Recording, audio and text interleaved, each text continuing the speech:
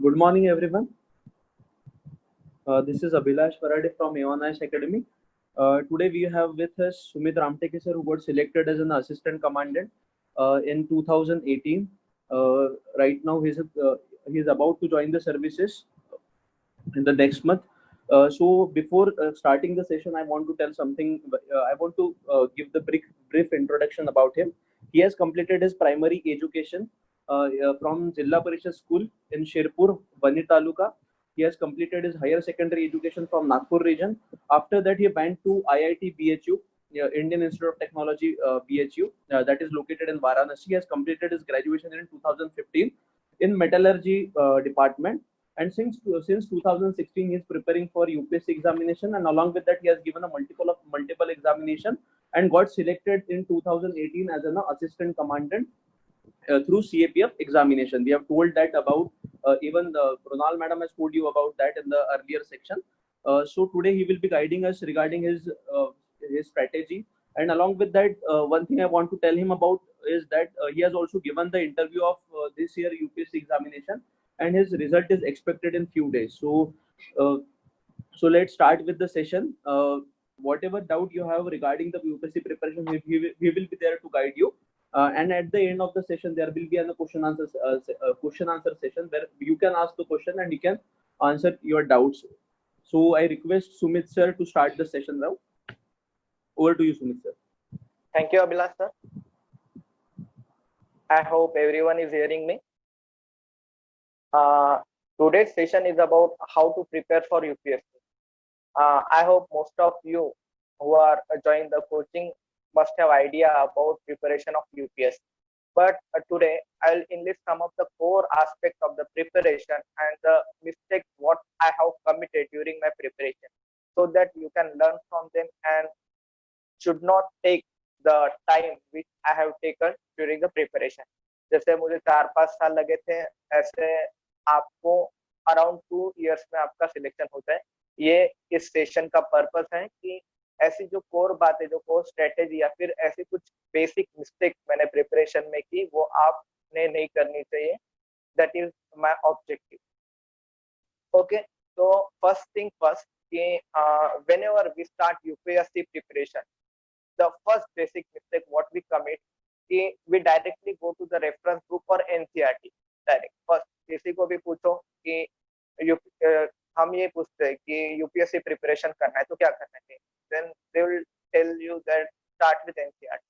सीधा सा ये बोल देंगे कि एनसीईआरटी से पढ़ना शुरू करो. Whatever subject you like, history, geography, art and culture, economics, कोई भी एक सब्जेक्ट उठा लो एंड स्टार्ट द प्रिपरेशन.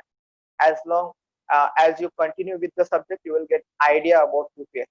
आपको पता चल जाएगा and you will start approaching towards your goal. ऐसा होता है.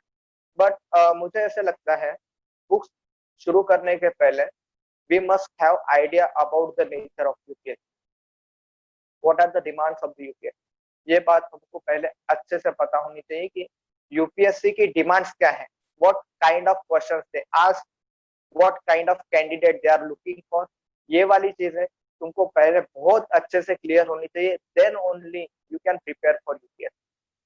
मतलब ऐसा है ना कि you don't know your goal, मतलब you don't know what you have to hit. तुमको पता ही नहीं है तुमको कौन सा टारगेट हिट करना है, तुमको पता ही नहीं है एग्जाम की रिक्वायरमेंट क्या है. you don't know the basic rules of the game you are playing. ऐसी बात हो जाती है. ठीक है, सीधा क्रिकेट खेलना चालू कर दिए, पता नहीं T20 है, टेस्ट मैच है, ओडिया है, ऐसी बात हो जाती है. ठीक है, तो पहले ना तुमको ये पता करना पड़ेगा कि व्हाट रिक्वायर्स व्हाइल प्रिपरेशन. तुम जब प्रिपेयर कर रहे हो तुम्हारी बेसिक चीजें तुम्हारे हाथ में क्या होती है. मेरे हिसाब से अगर मैं सम अप करूँ 2-3 चीजें तो मुझे जो पता चली है बाद में, शुरुआत में मैंने भी ऐसे ही किया था, सीधा बुक्स उठा ली थी, नॉर्मल बुक, कोई भी बता देता है क्या क्या पढ़ना है क्या क्या नहीं पढ़ना है, but that did not ensure my result. ठीक है, तो अभी मुझे लास्ट ईयर क्या पता चला. पहली बात, सिलेबस आपके हाथ में होना चाहिए. whenever you are studying, syllabus आप जिस टेबल पे वगैरह पढ़ते हो उस टेबल पे सिलेबस ठीक होके रहना चाहिए. दिन में एटलीस्ट एक बार तो भी यूपीएससी का सिलेबस पढ़ना चाहिए. ठीक है, शुरुआत दिन की उससे करो या फिर आफ्टर लंच कुछ भी करो, पर दिन में एटलीस्ट एक बार यूपीएससी का सिलेबस पढ़ना चाहिए। दो फायदे होते हैं। एक तो whenever you are reading any of the matter, suppose you आप स्टैंडर्ड बुक पढ़ रहे हो या फिर आप न्यूज़पेपर पढ़ रहे हो, if you are through with the syllabus, आपको सिलेबस बहुत ही अच्छे से पता है, तो उसका फायदा क्या होगा, तुमको रिलेवेंसी समझ में आएगी वो मैटर, ये मैटर जो है वो पढ़ना चाहिए कि नहीं पढ़ना चाहिए, ये बात समझ में आएगी if you know the syllabus. ठीक है, बहुत अच्छे से एक एक पॉइंट अगर सिलेबस का पता है तो things are very easy for you. आपको पता चल जाएगा कौन सी चीज पढ़नी है और कौन सी चीज छोड़नी। ठीक है, यूपीएससी में क्या है, अगर पढ़ने के लिए जाओगे तो ऐसे लोग बोलते हैं anything under the sun you have to study. ठीक है, प्रीलिम्स के लिए हाँ थोड़ा बहुत ये रिलेवेंट है ये स्टेटमेंट, बट मेंस के लिए ऐसा नहीं होता है। मेंस का अगर तुम पेपर देखते हो, जीएस 3, जीएस 2, जीएस 1 भी अगर देखते हो तो सिलेबस वाइज क्वेश्चन पूछते हैं। आप घर जाके 2018 और 2000 मेंस का जीएस 3 का पेपर देखो, स्पेसिफिकली मैं बता रहा हूँ जीएस 3 का 1 to 20 पॉइंट्स है जीएस 3 के सिलेबस में। ठीक है, और वो 1 to 20 जो पॉइंट है ना, हर एक पॉइंट पे question number 1 for point 1, question number 2 for point 2, question number 3 for point 3, ऐसे 20 क्वेश्चन वो सिलेबस वाइज ही। ठीक है, तो ये बहुत ही इजी चीज है। यूपीएससी ऐसा बोलते हैं मेंस एग्जाम बहुत डिफिकल्ट है, कुछ भी पूछ लेते हैं, ऐसी बात नहीं है। प्रीलिम्स में चलो ठीक है मान लेते हैं कि बहुत सारी क्वेश्चन पूछे जाते हैं, बट मेंस में स्ट्रिक्टली टू द सिलेबस टिक रहता है यूपीएससी, सिर्फ सिलेबस में जो चीज है वही चीज पूछते हैं। अगर सिलेबस तुमने अच्छे से प्रिपेयर कर लिया तो तुम अच्छे से एग्जाम आंसर कर सकते हो। पहली बात तो है कि कौन सा कंटेंट पढ़ना नहीं पढ़ना, रिलेवेंसी ऑफ द कंटेंट, ये एक बात हमको सिलेबस में समझ में आती है। सेकंड चीज, जब भी मेंस की आंसर राइटिंग हम करते हैं तो कई बार ऐसे होता है कि हमको ज्यादा चीजें आती नहीं, वर्ड्स दिमाग में आते नहीं कि ये आंसर में कौन कौन से वर्ड्स लिखने हैं। अगर उस टाइम पे हम सिलेबस के वर्ड्स मेंटेन करते हैं हमारे आंसर में, तो दैट गिव वंडरफुल इम्पैक्ट।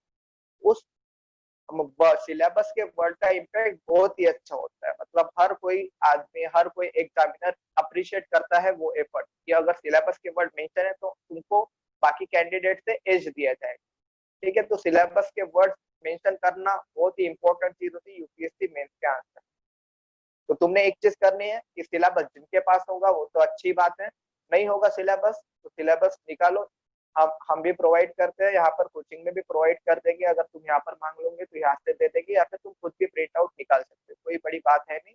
बस उसको अपने घर पे जहाँ पर भी तुम पढ़ाई करते हो वहां पर उसको टेस्ट कर दो वो सिलेबस, और दिन में एक बार जरूर देखो, so that you will understand the relevancy of the content whatever you are reading. ठीक है, तुमको समझ में आ गया ये पढ़ना है कि नहीं पढ़ना। ठीक है, and you will get aware about the demand of UPSC.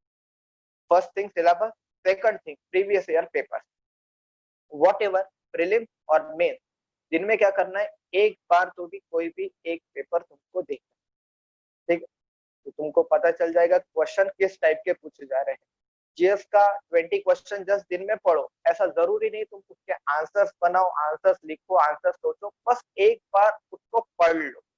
And prelims का भी वैसे ही, प्रीलिम्स का एक पेपर दिन में एक बार पढ़ लो। ऐसे नहीं है पिछले 20-30 साल जाने की जरूरत है, 4-5 ईयर, मैक्स टू मैक्स 4-5 साल के पेपर तुमको तुम्हारे पास रखने हैं और दिन में एक बार पढ़ना है पेपर। और अब ऐसा बोलोगे सर 5 साल के पेपर तो 5 दिन में खत्म हो जाएंगे, तो ये क्या बात कर रहे हो, पूरे साल भर कैसे चलाएगा। वो पेपर मल्टीपल टाइप करो, एक दिन में एक पेपर, ऐसे 4-5 साल के पेपर कर लिए, बाद में वापस रिपीटेड वही एक्शन। तुमको कुछ नहीं करना है, तुमको सिर्फ वो पेपर देखना है, उसके ना तो आंसर फाइंड आउट करने हैं, ना तो तुमको उसका बैठ के वो सॉल्व करते हैं, कुछ भी नहीं करना, जस्ट एक बार देखना है। ठीक है, बाकी टेस्ट पेपर वगैरह हम तुमको दे देंगे, बट बात क्या है कि तुमको ये पता चले कि what kind of question UPSC is frame, UPSC कौन से टाइप ऑफ क्वेश्चन फ्रेम करता है, और वैसे ही मेंस में भी कैसे टाइप ऑफ क्वेश्चन पूछता है। तो जैसे आप क्वेश्चन देखते हैं ना तो हमको आइडिया आता है, और तुम ये एक्सरसाइज लगे तो करके देख सकते हो। तुम अभी तक जितनी भी तुमने पढ़ाई की है वो एक तरफ, और अभी तुम सिलेबस एंड पेपर ये पढ़ के 7 दिन बाद पढ़ाई देखो, तुम्हारी कंप्लीटली चेंज हो जाएगी, पढ़ने का एटीट्यूड ही बदल जाएगा कि ये पढ़ना है कि नहीं पढ़ना है। पढ़ना है तो इसको याद कैसे रखना है, तुमको लक्ष्मीकांत का कोई भी एक पैराग्राफ पढ़ रहे होंगे पॉलिटी के बुक का, तुमको पता चलेगा ये पैराग्राफ इंपॉर्टेंट है कि ये नहीं, और ये पैराग्राफ में भी क्वेश्चन कैसे फ्रेम हो सकता है, ये बहुत सारी चीजें आएगी। जैसे मैं 2017 में अटेम्प्ट दिया था मैंने, और बहुत अच्छे से स्टडी किया था।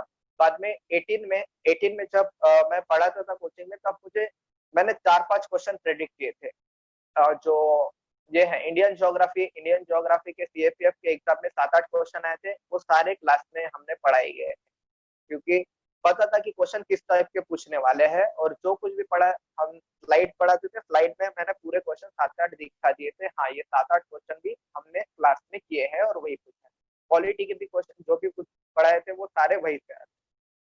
तो बात ये है कि अगर हम क्वेश्चन पेपर हमेशा देखते रहते हैं तो हमको आइडिया पता चल जाता है कि मतलब कैसे क्वेश्चन ये पूछ सकते हैं और हमने प्रिपरेशन कैसे करनी है। ठीक है, पहली चीज syllabus, second thing question papers.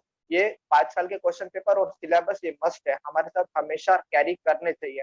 ठीक है, इसके अलावा प्रिपरेशन नहीं। थर्ड चीज है कि टॉपर्स के टॉप देखते हो। ठीक है, जितने टॉपर्स के टॉप देखोगे उतना एक्सपीरियंस आएगा। देखो 2019 में लास्ट टाइम मैं अटेम्प्ट दे रहा था, तो I have completed around 3 to 4 years of preparation by that time. 3-4 साल हो गए थे। तो इसका मतलब ये नहीं था कि मुझे कंप्लीटली आइडिया आ गया है हमारे प्रिपरेशन का और मैंने किसी टॉपर से कंसल्ट नहीं करना चाहिए, टॉपर स्टॉक देखने चाहिए नहीं चाहिए, ऐसा नहीं था। 3-4 साल होने के बाद भी मैंने 2019 में क्या किया, specially during the prelims time, मैं रोज रात को सोते वक्त एक टॉपर स्टॉक देखता था। ठीक है, कुछ भी एक तो भी पॉइंट मुझे रिलेवेंट मिल जाता था मेरी प्रिपरेशन के लिए, पॉइंट रिलेवेंट मिलता था या फिर मुझे कॉन्फिडेंस मिल जाता था, if he can do I can also do. ठीक है, तो टॉपर स्टॉक सुनने से उनकी स्ट्रेटेजी पता चलती है, बाद में हमको कॉन्फिडेंस आता है कि हाँ हम भी कर सकते हैं। बाद में और क्या आता है, और जो उन्होंने गलतियां की वो भी हमको समझ में आती है। तो टॉपर स्टॉक देखने चाहिए। ऑन द बिहाफ ऑफ एओनाइस हम भी ट्राई करते हैं जितने ज्यादा टॉपर्स ला सके उतने ज्यादा तुमको प्लेटफॉर्म पे टॉपर्स प्रोवाइड करते हैं। अभी जैसे ये सिविल सर्विसेज हो जाएगी, रिजल्ट आ जाएगा, हम और भी बहुत सारे टॉपर्स आपके पास लाएंगे ताकि वो भी अपने एक्सपीरियंस शेयर कर पाए और तुम वो एक्सपीरियंस से सीख। ठीक है, तो अभी अगर तुम्हारे पास हम प्रोवाइड नहीं कर पा रहे तो यूट्यूब पे वगैरह तुमने देखना चाहिए, but you will try best कि सिविल सर्विस के रिजल्ट के बाद हम तुम्हारे पास और भी बहुत सारे टॉपर्स ला पाए। ठीक है, एंड 3 चीजें ये जो मैंने बताई वो सभी लोग बताते हैं। पहली चीज थी सिलेबस, सेकंड थी एग्जाम पेपर, एंड तीसरी थी टॉपर स्टॉक। बट इन तीनों से बढ़ के जो इम्पोर्टेंट चीज है, जो नेचर ऑफ यूपीएससी डिमांड करता है या फिर यूपीएससी की प्रिपरेशन ही जो डिमांड करती है, वो है बिलीफ सिस्टम। ठीक है, तुमको बिलीफ होना चाहिए खुद पे, yes you can clear the exam. UPSC में क्या है, प्रीलिम्स तक कुछ भी प्रॉब्लम नहीं होती, प्रीलिम्स तक आराम से पढ़ाई करो, उसके अकॉर्डिंग तुमको रिजल्ट मिलते जाते हैं। बट मेंस का नेचर ऐसे है कि तुमको समझ में ही नहीं आता पढ़ना क्या है, क्योंकि सब्जेक्ट बहुत ज्यादा बढ़ जाते हैं। ठीक है, प्रिपरेशन थोड़ी सी डिफ्यूज हो जाती है कि कौन सा आंसर सही है कौन सा आंसर गलत है, तो बहुत मतलब ऐसी परेशानी हो जाती है कि क्या करें और क्या ना करें। और उसके बाद क्या होता है कि हमको ऐसा लगने लगता है कि नहीं, वी कैन नॉट डू। ठीक है, तो उस टाइम पे सबसे इंपॉर्टेंट चीज होती है बिलीफ। ठीक है, तुम आज भी प्रिपरेशन शुरू कर रहे हो तो तुमको ये बिलीफ होना चाहिए, yes you can clear the exam. ठीक है, तो बिलीफ सिस्टम सबसे ज्यादा इंपॉर्टेंट है यूपीएससी प्रिपरेशन में। जहां पर भी बिलीफ सिस्टम चला गया, जहां पर भी तुमको किसी भी पॉइंट पे ऐसा लगा कि you can not clear the examination, वो टाइम पे क्या हो जाएगा, कॉन्फिडेंस पूरा डाउन हो जाएगा, प्रोडक्टिविटी पूरी चली जाएगी और तुम डिप्रेशन में चले जाओ। सीधी सी बात है, ये साइकिल यूपीएससी में फॉलो होता है, किसी भी टॉपर से पूछ लो, वो ये साइकिल से गए हुए हैं। बात क्या होती है कि तुमको अगर ऐसा साइकिल आता भी है तो तुमको उससे बाहर कैसे निकलना है, मतलब कम टाइम कैसे देना है वो साइकिल को, ये इंश्योर करता है। तो बिलीफ सिस्टम बहुत ज्यादा इंपॉर्टेंट होता है। जो Muhammad Ali, one of the greatest boxers जो थे, वो हमेशा यही बोलते थे कि I am the best, I am the best. This was not the arrogance, ये एरोगेंस नहीं था कि आई एम द बेस्ट बोलना मतलब बाकी बस है ऐसा बोलना नहीं था। ये क्या था, तुम्हारे सबकॉन्शियस माइंड में बिलीफ इंटर करना कि yes you are the best. हमारा सबकॉन्शियस माइंड जो होता है वो ऐसी रैशनल बातें नहीं समझता है कि हाँ ये हो सकता है या नहीं हो सकता है। अगर कोई भी चीज उसको फीड कर देते हैं हम, तो हाँ वो डाइजेस्ट कर लेता है, मतलब उसको पता चल जाएगा यू आर द बेस्ट। ठीक है, वो सोचेगा नहीं कि हाँ सच में बेस्ट है कि नहीं बेस्ट है, हमारे सबकॉन्शियस माइंड में चली जाएगी वो चीज, यू आर द बेस्ट। और हमारे जो बॉडी कंट्रोल करने की बहुत 90% ऑफ द प्रोसेस हमारा सबकॉन्शियस माइंड कंट्रोल करता है। तो तुम्हारे जो इमोशंस है, तुम्हारा मोटिवेशन है, वो कंट्रोल करने का मोस्ट ऑफ द काम तुम्हारा सबकॉन्शियस माइंड करता है। तो उसको अच्छी चीजें हमको फीड करना पड़ेगा, तो उसको अच्छा बिलीफ सिस्टम प्रोवाइड करना पड़ेगा। हाँ, हम यूपीएससी प्रिपेयर कर रहे हैं तो yes we can clear the UPSC exam. इसके लिए क्या तुम एक सिंपल चीज कर सकते हो, कुछ भी नहीं करना है तुमको। देखो, बिलीफ सिस्टम अगर नहीं रहता तो क्या होता है पता है क्या? तुमको अगर हमने होमवर्क दे दिया, आज रात को जाके ये 10 पेजेस पढ़ के आ जाओ, ठीक है, तुमको पता है, तुमको बिलीफ है, हाँ 10 पेजेस तो हम आराम से कर सकते हैं, तो आराम से करके आ जाओगे। बट अगर हमने दे दिया कि ये 10 बुक पढ़ के आ जाओ, तुम देखोगे भी नहीं वो 10 बुक की तरफ, अरे ये तो कैसे भी पॉसिबल नहीं, तो छोड़ दोगे उसको। यूपीएससी में भी ऐसा है, अगर तुम्हारा बिलीफ मेंटेन रहा तो तुम इजीली कर जाओगे चीज, बट जहां पर तुम्हारा बिलीफ चला गया you can not do it, तुम उसको छोड़ दोगे। तो ये वाली चीज कंट्रोल करने के लिए क्या करना है, एक पॉजिटिव बिलीफ सिस्टम बनाने के लिए क्या करना है, जिस टेबल पे तुम पढ़ते हो ना, तो वहां पर जस्ट एक वो स्टिकी नोट होता है ना, वो एक चिपका के रख दो वहां पर कि I believe, yes I can do it. बस ये एक ठीक अगर तुम रोज देखोगे ना, तो उसका बहुत ही बड़ा इम्पैक्ट होता है। तुमको लगेगा सर ये क्या बात बता रहे कि एक नोट चिपकाने से क्या होता है, कुछ नहीं होता है। इसका लॉन्ग टर्म में इम्पैक्ट बहुत ही अच्छा होता है, मतलब तुमको पता नहीं चलेगा, अनकॉन्शियसली ये वर्क करते रहेगा तुम्हारे में। जहाँ पर भी पढ़ते हो तो वहां पर एक टिक लगा के रखो, I believe I can do it. बस ये एक चीज लगा के रखो, उसका अनकॉन्शियसली इम्पैक्ट तुम्हारे दिमाग पर होता रहेगा, ठीक है।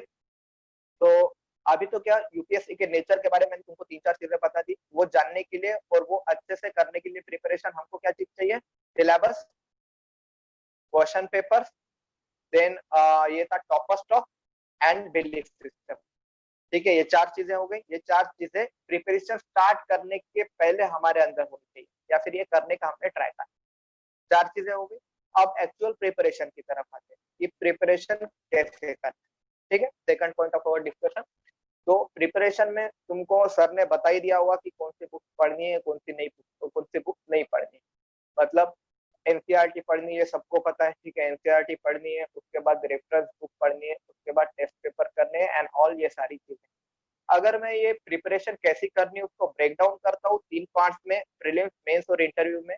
तो प्रीलिम्स में क्या है कि जो एनसीईआरटी एंड रेफरेंस बुक, ये सारी तुमको पढ़नी, कौन सी पढ़नी है कौन सी नहीं पढ़नी, इसके लिए तुमको अभी तक मिली गई, ठीक है।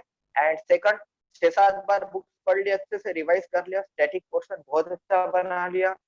उसके बाद सेकंड चीज क्या आती है, सेकंड चीज टेस्ट पेपर आते हैं। टेस्ट पेपर बहुत ही अच्छे से करने पड़ते हैं एंड उसके बाद तुम्हारा प्रीलिम्स क्लियर होता है, ठीक है। और प्रीलिम्स में क्या है, टेस्ट पेपर करने ये भी सबको पता है, ठीक है, और बुक्स पढ़नी ये भी सबको पता है, तो वो सभी करते हैं, फिर भी प्रीलिम्स सभी पास नहीं होते। प्रीलिम्स पास ना होने के 2 मेन रीजन मुझे क्या लगता है। पहली बात तो क्या, टेस्ट पेपर जब भी करते हैं लोग, तो वो क्या करते हैं, वो as a source of information देखते हैं प्रैक्टिस पेपर्स को, ठीक है। वो क्या करते हैं कि कंटेंट हमने बुक से पढ़ लिया है, करंट अफेयर की मैगजीन से पढ़ लिया है, अभी और भी कंटेंट हमको कहाँ से चाहिए, टेस्ट पेपर से चाहिए, वहां से और कंटेंट हम एक्यूमुलेट करेंगे, ये सोचते हैं। बट ये सोचना बहुत ही गलत है। जो भी कंटेंट तुमको चाहिए वो सफिशिएंट है, और यूपीएससी को एक लेवल के बाद कंटेंट नहीं चाहिए, यूपीएससी को एक लेवल के बाद एनालिटिकल स्किल चाहिए और अनसर्टेनिटी को डील करने की स्किल चाहिए। तो प्रैक्टिस पेपर्स कैसे यूज करने पड़ते हैं, practice papers as a mean to enhance your skill to solve the objective question, ऐसे यूज करने चाहिए। मतलब प्रीलिम्स वही लोग पास होते हैं जो सॉल्व करते, मतलब they solve the question which they don't know. मतलब तुमको ऐसा क्वेश्चन सॉल्व करना है जिसका आंसर तुम्हें पता नहीं, और वो कैसे सॉल्व करोगे, by practising the paper. See, practice is the repetition of action with objective of improvement, ठीक, कंसिस्टेंट इंप्रूवमेंट। प्रैक्टिस क्या है, रिपीटेशन ऑफ एक्शन है, रिपीट कर रहे हैं एक्शन, और उसका गोल क्या है, ऑब्जेक्टिव क्या है, कंसिस्टेंट इंप्रूवमेंट। पहला पेपर हम सॉल्व करेंगे, उसमें कुछ ना कुछ मिस्टेक करेंगे, सिली मिस्टेक करेंगे, या फिर कुछ ना कुछ 2 में से एक जब सिलेक्ट करना है तब कुछ ना कुछ गलती करेंगे। तो वो हमको सीखना पड़ता है कि सिली मिस्टेक क्यों हुई है, एंड 2 में से एक हमने दूसरा सिलेक्ट किया तो हमारी वे ऑफ थिंकिंग उस चीज की तरफ क्यों गई, इसकी तरफ क्यों नहीं गई। तो वहां से कैसे, जो रॉन्ग ऑप्शन हम सिलेक्ट कर रहे हैं वहां से राइट एक्शन ऑप्शन अगर सिलेक्ट करना है तो क्या एक्शन लेने पड़ेंगे, तो वो वाली चीज सीखनी पड़ती है। जैसे जैसे हम बहुत सारे पेपर सॉल्व करते हैं वो स्किल धीरे धीरे डेवलप होने लगती है। तुम जब जाके 35-40 पेपर सॉल्व करोगे तो तुमको स्किल वो आना शुरू हो जाएगा, एक दो पेपर में नहीं आएगा। ठीक है, तो प्रैक्टिस पेपर लोग अच्छे से सॉल्व नहीं करते। एंड सेकंड थिंग, लोग एग्जाम हॉल में जाके पैनिक हो जाते हैं। एग्जाम हॉल में जाके पैनिक नहीं, मतलब एक ऐसा पैच आएगा तुमको एग्जाम में कि कुछ भी बहुत सारे क्वेश्चन प्रीलिम्स में नहीं आएंगे। जैसे 2017 से हो रहा है, 2017, 18 एंड 19 बहुत ही डिफिकल्ट पेपर आ रहे हैं। पहले क्या होता था, कहीं से भी पढ़ के जाओ, विजन की मैगजीन पढ़ के जाओ, या फिर क्वेश्चन पेपर सॉल्व करके जाओ, या फिर बुक स्टैंडर्ड बुक से मोस्ट ऑफ द पेपर्स वही से आता था। बट अभी वही से पेपर नहीं आ रहा है, अभी बहुत ही एनालिटिकल पेपर आ रहा है दैट डिमांड प्रैक्टिस और your ability to not to panic. Panic नहीं होना है, मतलब अगर ऐसे हुआ कि लगातार तुमको 5-6 क्वेश्चन नहीं आए तो तुम्हारा हाथ ऐसे कांपना शुरू हो जाता है, वो नहीं होना चाहिए। तुमने समझना चाहिए कि ये मेरे साथ नहीं, ये सबके साथ हो रहा है। ठीक है, तो पैनिक नहीं करना है। इसका मैं एग्जांपल बताऊं तो अभी 2019 was virtually my last attempt, क्योंकि मेरी ज्वाइनिंग आने वाली थी सीआरपीएफ की, और इसके बाद मैं अटेम्प्ट नहीं दे सकता था। ज्वाइनिंग के साथ अटेम्प्ट देना वो बहुत ही नेक्स्ट टू इम्पॉसिबल चीज हो जाती है। तो ये वाला मेरा आखिरी अटेम्प्ट था, और मैंने पढ़ा भी बहुत अच्छे से। ठीक है, प्रैक्टिस पेपर भी बहुत अच्छे सॉल्व किए थे, सब कुछ परफेक्ट किया था। बट जब 19 का पेपर सॉल्व करने गया, मुझे टफ लगा, पेपर बहुत टफ लगा। तो जब सॉल्व कर रहा था, स्टैंडर्ड क्या होता है टाइमिंग, 2 घंटे का पेपर है अपना, तो 2 घंटे में क्या करना होता है हमको कि फर्स्ट राउंड करना होता है अराउंड 1 घंटा 10 मिनट में, सेकंड राउंड करना होता है 1 hour 45 मिनट में, और आखिरी थर्ड राउंड करना होता है 15 मिनट में। ऐसा पेपर सॉल्व करना होता है।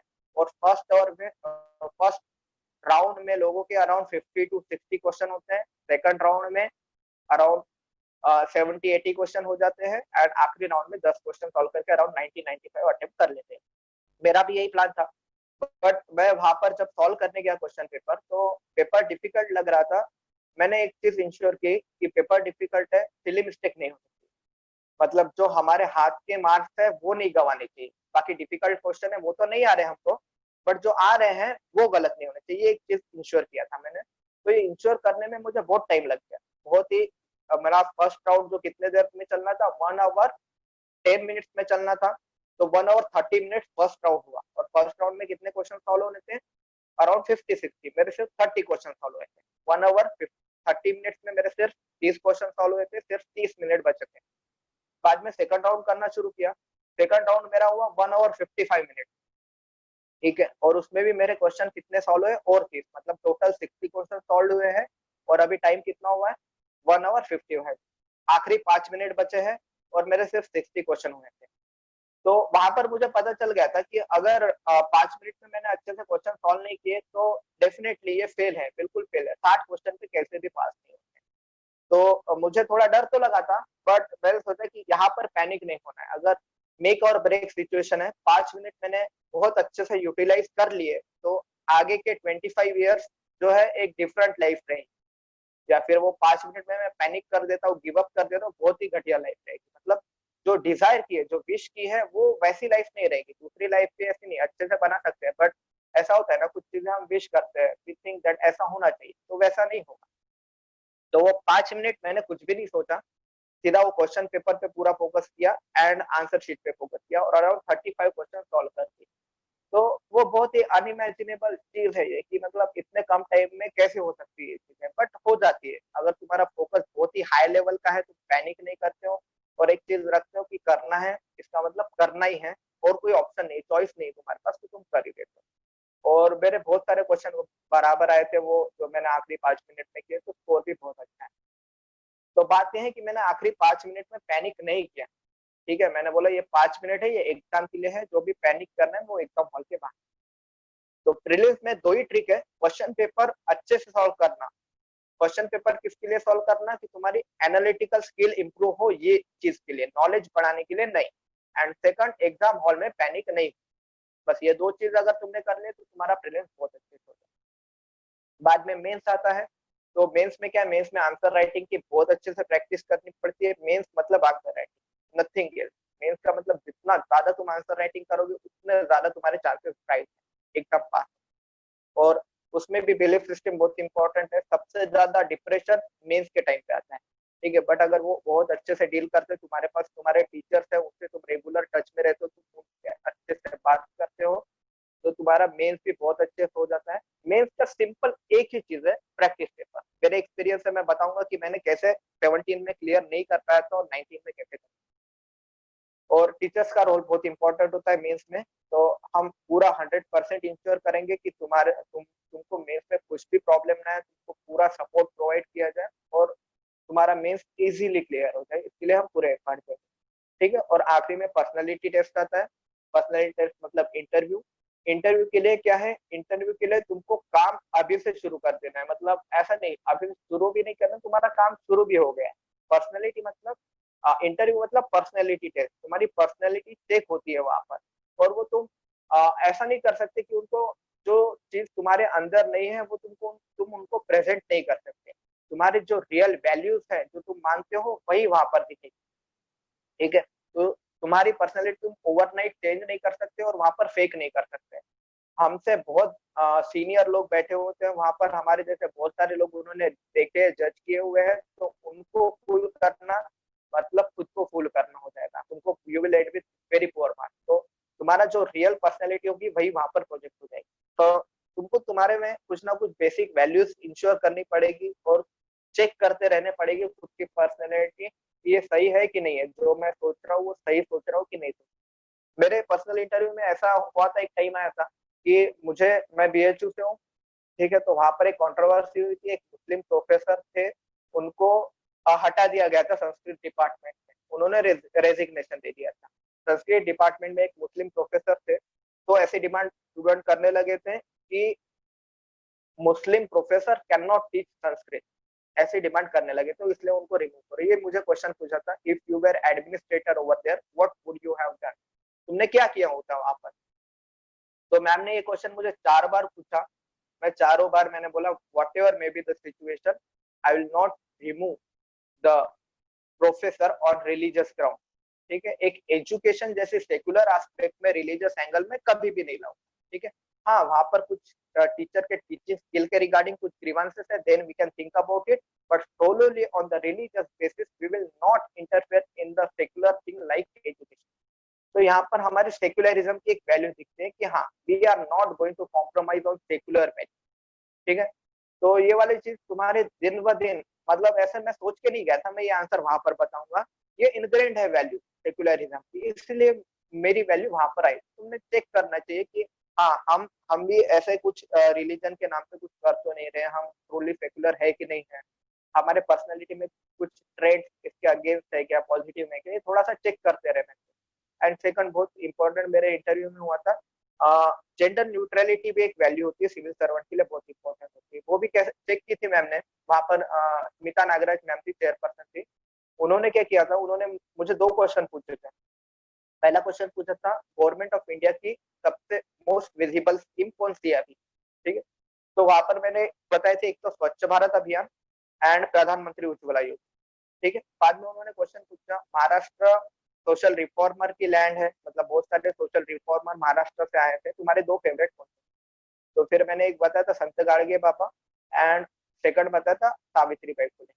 ठीक है। तो ये जो 2 स्कीम बताई गई थी उसमें वुमन कंपोनेंट है, स्वच्छ भारत में भी वुमन कंपोनेंट है, प्रधानमंत्री उज्ज्वला योजना में भी वुमन कंपोनेंट है। एंड 2 सोशल रिफॉर्मर पूछे तो एक मेल है एक फीमेल। ठीक है। आई एम नॉट कॉम्प्रोमाइजिंग, मतलब यहाँ से ठीक है, मतलब ऐसा नहीं है कि मैं जेंडर न्यूट्रल हूँ करके दोनों बताया, या फिर कोई अगर आदमी 2 मेल बताएगा तो वो जेंडर न्यूट्रल नहीं, बट ये इंस्टेंटली आया। ठीक है। इंस्टेंटली आया क्योंकि आ, मैं जेंडर न्यूट्रलिटी में बिलीव करता हूँ एंड वो वैल्यू इनग्रेन हो गई है, तो मे भी उसकी वजह से वो एक मेल एंड एक फीमेल नाम आया था। मैं ऐसे सोच के नहीं गया था मेल एंड फीमेल नाम पता। ठीक है। तो बताने का मतलब यही है कि अगर तुम सच में कोई चीज मानते हो तो वो तुम्हारे मुंह पे आई जाएगी। ठीक है। वहां पर और इंटरव्यू में क्या बहुत ही प्रेशर प्रेशर सिचुएशन होती है, और उसके लिए जो तुम ट्रूली तुम्हारे अंदर जो इनग्रेन है ना, वही चीज बाहर आती है।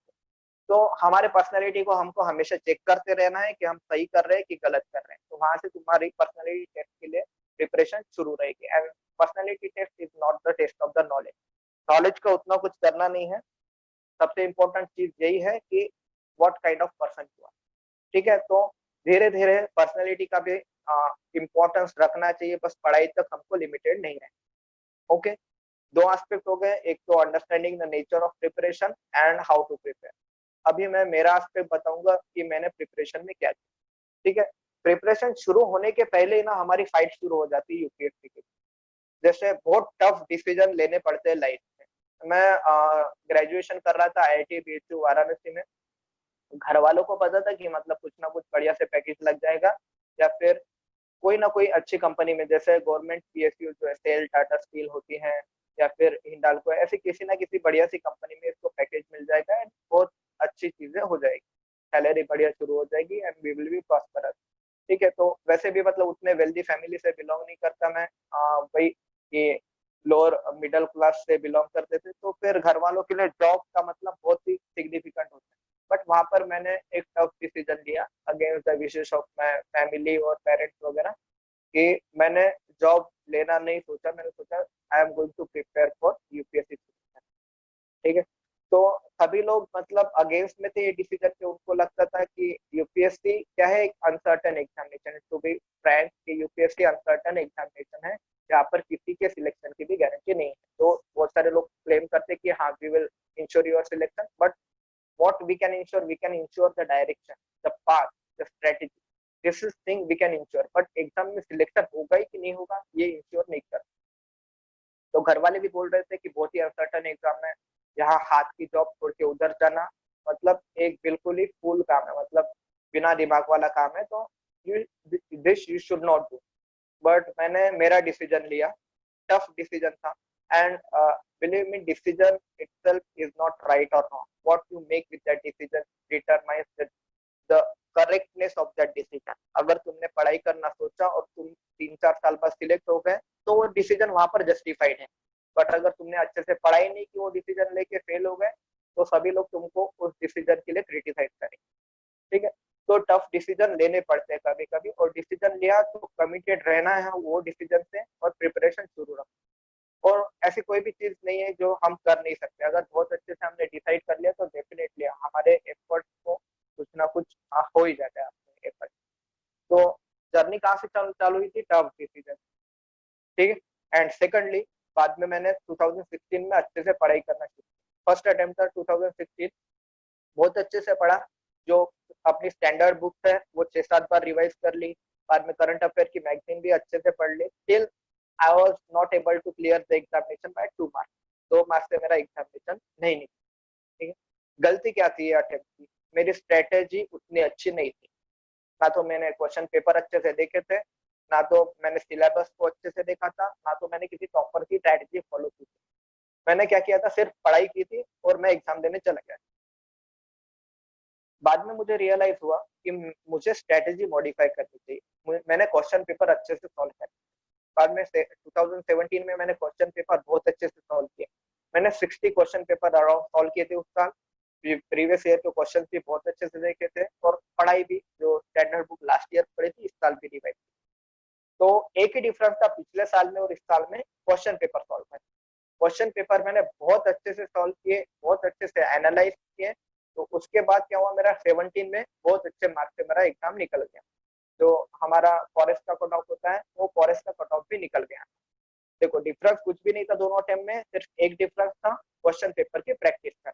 वो कर ली, मेरा प्रीलिम्स बहुत अच्छे से निकल गया। एंड सेकंड स्टेज थी मेंस। ठीक है, मेंस में एक तो गाइडेंस अवेलेबल नहीं था उतना अच्छे से, पता नहीं था कि क्या पढ़ना है क्या नहीं पढ़ना है, स्ट्रेटेजी कैसी होनी चाहिए, क्वेश्चन की प्रैक्टिस कैसे करना है, ये बिल्कुल ही ब्लैंक थे हम। ठीक है, हमको मैंने ये एक्चुअली 2016 के से ही इसके बारे में सोचना था मैंने इसके बारे में सोचा नहीं।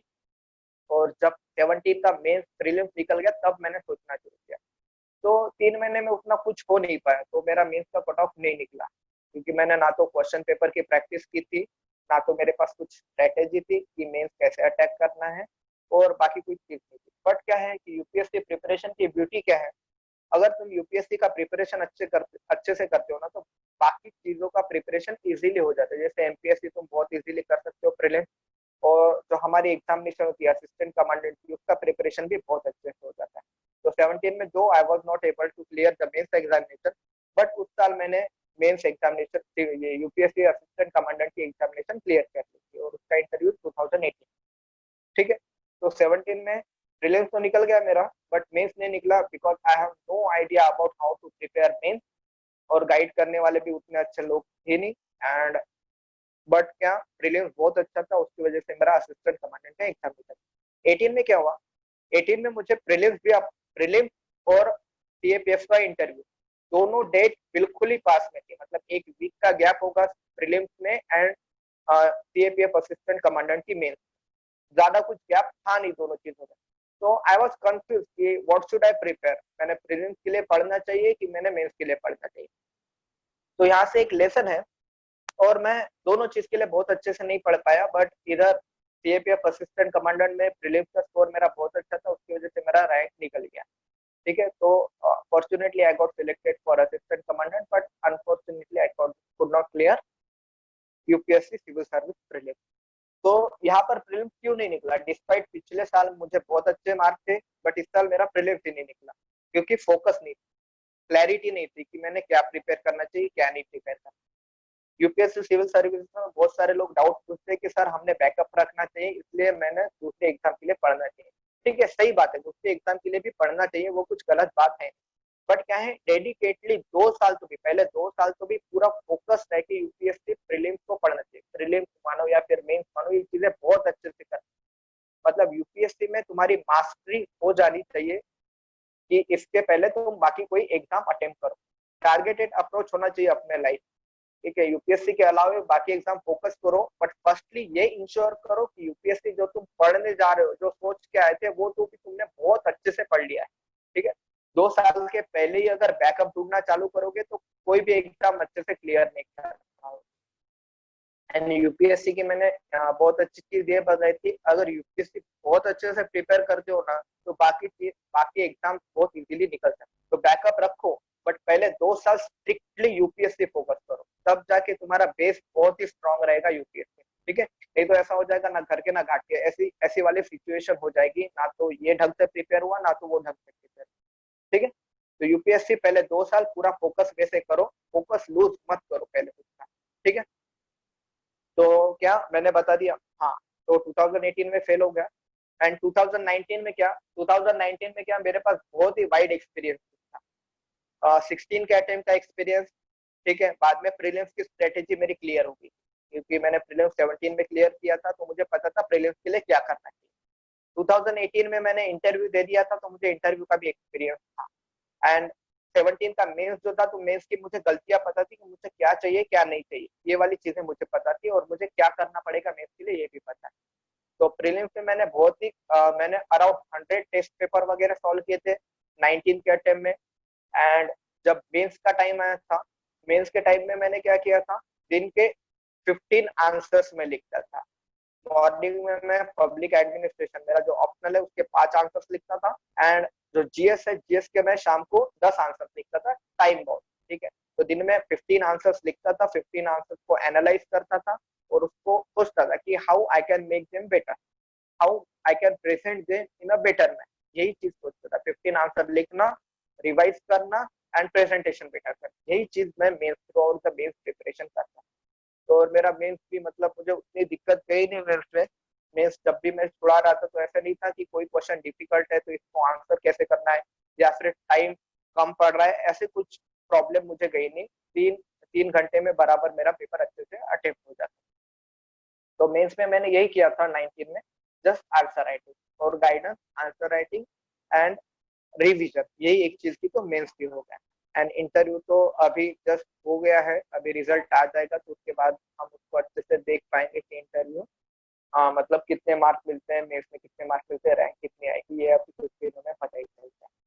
ठीक है, तो तुमको 2-3 चीजें बताने लायक है। एक पहली चीज तो क्या थी कि तुमको यूपीएससी का नेचर अच्छे से पता होना चाहिए। ठीक है, बाद में दूसरी चीज ये थी कि ये है क्या, ये स्ट्रेटेजी, प्लान ऑफ एक्शन, ये बहुत ही तुम्हारे माइंड में बहुत क्लियर होना चाहिए।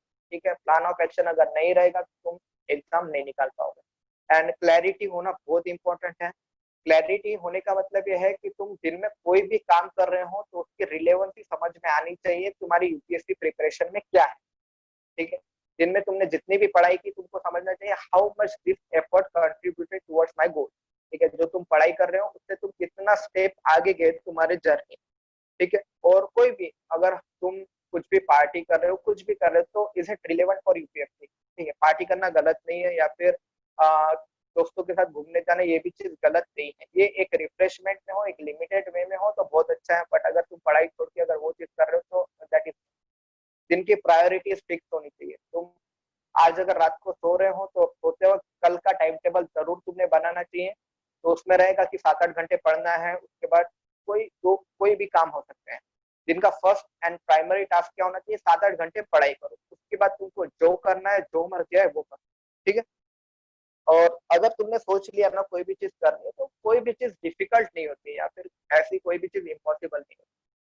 मैं क्या करता था पहले, जब 17 में 18 में जब प्रिपरेशन करता था ना, तो ऐसा होता था कभी कभी सोने का मन करता था, दिन में पढ़ते वक्त लगता ही है ना हमने सोना चाहिए, तो मैं चेयर पर सो ही नहीं पाता था। मैं ऐसे बोलता था चेयर पर तो मैं सो ही नहीं पाऊंगा। ठीक है, तो मैं आइदर मेरे रूम में चले जाता था या फिर सोता था। फिर बाद में 19 में क्या हुआ, 19 में मेरा रूम मेरे लाइब्रेरी से थोड़ा दूर था। तो 19 में मैंने क्या सोचा कि अगर सोना है तो यहीं पर सोने की आदत डालनी पड़ेगी। पहले तो डिफिकल्टी हुई, बाद में ऐसा हो गया था कि लाइब्रेरी की कीज वगैरह मैं मेरे ही पास रखता था, और मैं कभी कभी ऐसा होता था कि रात भर भी वहीं पर लाइब्रेरी रहता था और वहीं पर सोता भी। ठीक है।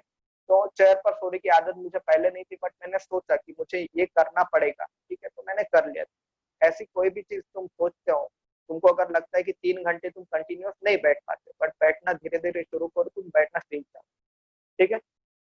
कोई भी चीज करते हो कि ये लगना कि ये याद रखना कि how much this will contribute towards the journey of UPSC civil service.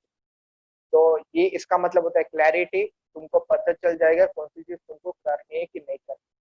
मैंने 2019 में थ्रू आउट द ईयर मेरा मोबाइल फोन स्विच ऑफ करके रखा था। 3-4 दिन में मैं एक बार ऑन करता था मेरे घर पे फोन करने के लिए, और बाकी व्हाट्सएप नहीं, फेसबुक नहीं, ऐसी सारी सोशल मीडिया हो गया, बाकी फ्रेंड्स हो गए, सबसे मैं अलग हो गया। ठीक है। क्योंकि ऐसा जरूरी नहीं सारे लोग ऐसा करें, बट मुझे ऐसा पता चल गया था अगर मुझे पास होना है तो मुझे ऐसा करना पड़ेगा, मेरी स्पेसिफिक नीड चाहिए, मुझे आइसोलेशन मेंटेन करना। तो फिर मैंने ऐसा कर लिया था, कोई दोस्त नहीं था, कुछ भी नहीं, still I studied, I continued it for 1 year. और उसके बाद से मैं अभी अभी क्या सारे प्लेटफॉर्म पे वापस आ गया और सारे दोस्तों से कनेक्टेड। ठीक है। तो वही था कि वो टाइम की डिमांड थी, इसलिए मैंने तब वहां पर किया। ठीक है। तो ये सारी चीजें तुम लोग भी कर सकते हो, कुछ भी डिफिकल्ट नहीं। यूपीएससी मतलब ऐसे लोग बोलते हैं कि बहुत डिफिकल्ट एग्जाम है, डिफिकल्ट एग्जाम नहीं है। बस तुमको क्या करना पड़ता है, 1 साल पूरा कंसिस्टेंसी मेंटेन करना पड़ता है, और एक बढ़िया प्रॉपर स्ट्रेटेजी के साथ पढ़ाई करना पड़ता है। ठीक है। और आखिरी चीज जो हमारे टॉपिक है, हम आज के लेक्चर की इंपॉर्टेंट चीज है, as a Avon IAS team हम तुमको क्या प्रोवाइड करेंगे। ठीक है, मेहनत तो तुमको खुद को करना पड़ेगा, there is no substitute for it. But जैसे बाकी कोचिंग के कंपैरिजन में अगर हम खुद को कंपेयर करते हैं, तो हमारे इधर क्या होता है, बाकी कोचिंग में जाओगे तो वो तुमको बोल देंगे कि एनसीईआरटी तुम घर से पढ़ के आओ, यहाँ पर सीधा रेफरेंस बुक से स्टार्ट करेंगे। बट हमको पता है कि जब तुम प्रिपरेशन करने आए हो तो तुमको उतना पता नहीं एग्जैक्टली कि एनसीईआरटी भी किस वे से पढ़नी है, क्या एनसीईआरटी में इंपॉर्टेंट है, क्या एनसीईआरटी में इंपॉर्टेंट नहीं। तो हम क्या करते हैं, हमने ये सोचा कि पहले 2 महीने हम एक्सक्लूसिव एनसीईआरटी फोकस करेंगे। फ्रॉम क्लास 6 to 12 तुम्हारा एनसीईआरटी जो भी इंपॉर्टेंट मैटर है हम कवर करके दे देंगे, सो दैट तुम्हारा एक बेस बन जाए। मतलब ऐसा होता है ना कि मान लो अगर एनोलॉजी देनी है, तो ये क्या है, एनसीईआरटी कैसे फंक्शन करती है, एक रिमोट में सेल जैसे होते हैं ना, उसके जैसे फंक्शन करती है। मतलब तुम्हारा बेस बनाती है। तुमको रेफरेंस बुक समझने में उतनी दिक्कत नहीं जाएगी अगर एनसीईआरटी तुम्हारी बहुत अच्छे से है। ठीक है। तो एनसीईआरटी का बेस हम बहुत अच्छे से बना लेंगे पहले 2 महीने। फिर उसके बाद नेक्स्ट स्टेप क्या रहेगी लॉजिकल सीक्वेंस में, कि जो रेफरेंस बुक है वो कवर कर। 2 महीने बाद हम क्या कराएंगे, रेफरेंस बुक कवर कराएंगे, और उसके साथ मेंस के आंसर राइटिंग की प्रैक्टिस शुरू कर देंगे। मेंस के आंसर राइटिंग की प्रैक्टिस जब शुरू करने से क्या होगा, तुम्हारा कंटेंट धीरे धीरे ऑर्गेनाइज होना चालू हो जाएगा, प्रिपरेशन ऑर्गेनाइज होना शुरू हो जाएगा। और तीसरे जो फाइनल स्टेज रहेगा, प्रीलिम्स के 2-3 महीने पहले हम क्या करेंगे, एक्सटेंसिव टेस्ट सॉल्व करना शुरू करेंगे, कर देंगे प्रीलिम्स।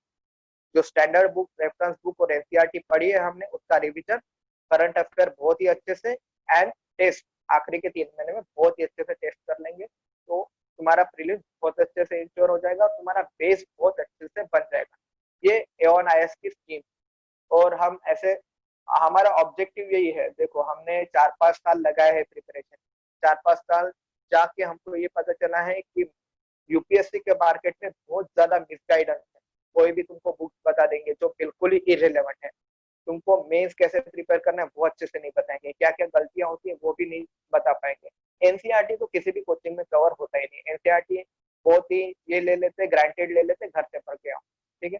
बट हमारा ऑब्जेक्टिव यही है कि देखो ग्रेजुएशन के बाद क्या होता है, ग्रेजुएशन के बाद most critical phase of the life शुरू हो जाता है। 20 से 30 ये जो साल होते हैं ना अपने लाइफ के, वो सबसे ज्यादा इंपॉर्टेंट होते हैं। इससे ही डिटरमाइन होता है कि तुम अगले 25-30 साल क्या करने वाले। तो 20 से 30 इस एज में तुमने बहुत अच्छे से मेहनत कर ली तो आराम से मतलब तुम्हारा करियर आराम से सेट हो जाता है। और मेहनत सब करना चाहते हैं, बात कहाँ पर आ जाती है, डायरेक्शन। तो हमारा ऑब्जेक्टिव यही है कि हमको जो 4-5 साल लगे वो तुमको नहीं लगने चाहिए। तुम्हारा जो सिलेक्शन है वो अराउंड 2 ईयर्स में कंप्लीट हो जाना चाहिए। क्योंकि ग्रेजुएशन के बाद क्या होता है, ग्रेजुएशन के बाद पेरेंट्स की एक्सपेक्टेशन बढ़ जाती है कि we should be the source of income या फिर पिलर फॉर द फैमिली। और गर्ल्स में क्या मैरिज का इशू बहुत हो जाता है, ठीक है, बहुत सारी चीजें हो जाती है, बहुत सारे कॉम्प्लिकेशन हर एक के अकॉर्डिंग डिफरेंट डिफरेंट रहते हैं। तो इसीलिए वो जो ग्रेजुएशन के बाद तुमको ज्यादा टाइम ना लगे एग्जाम प्रिपरेशन के लिए, तुम्हारा सिलेक्शन जल्दी इंश्योर हो जाए, ये हमारा ऑब्जेक्टिव। जो हमने गलती है कि जो हमारी मिस्टेक्स है वो तुम रिपीट ना करो, उससे तुम सीखो और तुम इतना टाइम ना लो जितना हमने लिया है, यही हमारा ऑब्जेक्टिव है। और इसके ये हम बहुत ही अच्छे से एफर्ट लेने, हम डेफिनेटली बहुत ही अच्छे से एफर्ट लेंगे। और हमारा सबसे इम्पोर्टेंट जो स्ट्रॉन्ग पॉइंट हमको लगता है, हमारा स्ट्रॉन्ग पॉइंट ये है कि पर्सनलाइज काउंसलिंग। जैसे क्या होता है कि हमने सेकंड फेज में मान लो आंसर राइट करना शुरू कर दिया, या फिर थर्ड फेज में मान लो हमने पेपर्स देना शुरू कर दिया।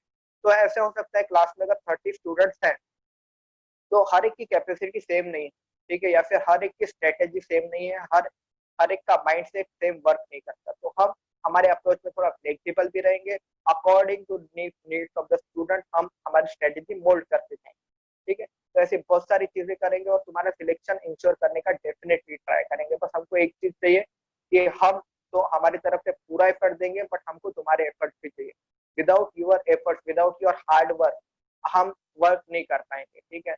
हमको जितना हम एफर्ट लेंगे वो वर्क तभी है अगर तुम हमको पूरा अच्छे से साथ दो, हम जो वर्क बता दे वो अच्छे से करके आओ, तुम बहुत हार्ड वर्क करो। हमारा काम ये है कि तुम्हारे हार्ड वर्क को स्मार्ट वर्क का टच दे, ठीक है। स्मार्ट वर्क का टच मिल गया तो डेफिनेटली कोई भी एग्जाम क्वालिफाई कर सकता है, ठीक है। तो ये नोट कर एंड करते हैं।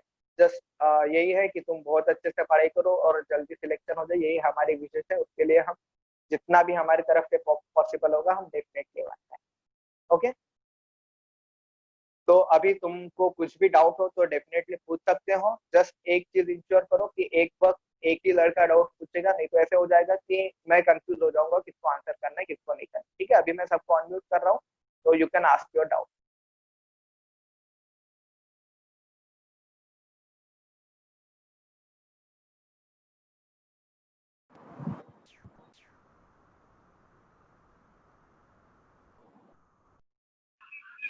Yes, you can ask your doubt.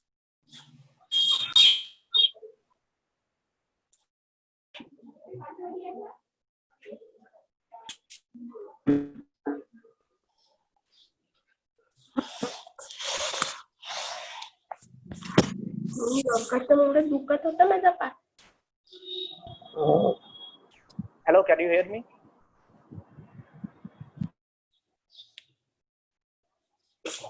Dr. Hello, Mitali, sir. your doubt? Yeah, okay. Yes, sir. So actually, I have a problem while selecting the optional. Like, what all things we should keep in our mind while selecting the optional, See, and how while should we, opt a particular subject. So, can you Okay. please clarify that thing for me?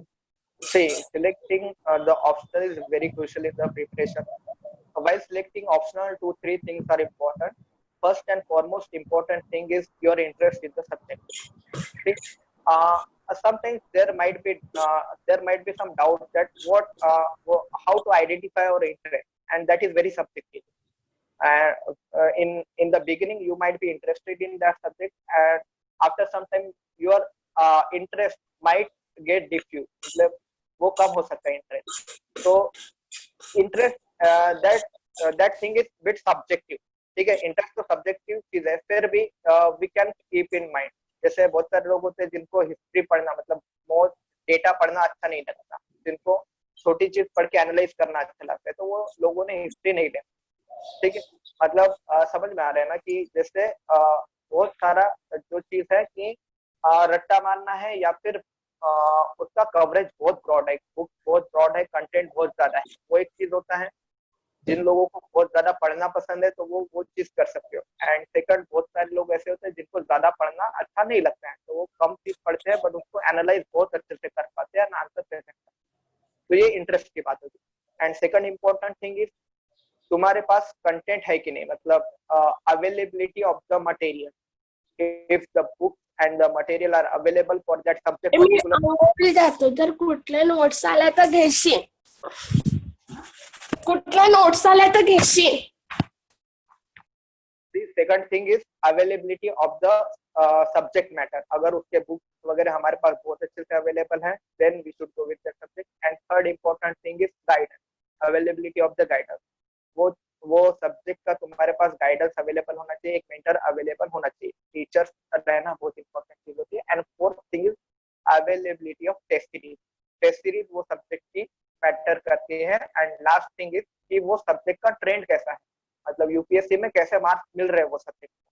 ठीक है, मतलब कभी कभी ऐसा होता है कि एक आध सब्जेक्ट को मार्क बहुत कम मिल रहे होते हैं। अगर पास्ट कुछ ईयर्स में देखा जाए तो पब्लिक एडमिनिस्ट्रेशन एंड ज्योग्राफी बहुत ही उतने अच्छे परफॉर्म नहीं कर रहे थे, बहुत ही कम मार्क्स मिल रहे थे लोगों को। Around 200-210 was the average score of the student.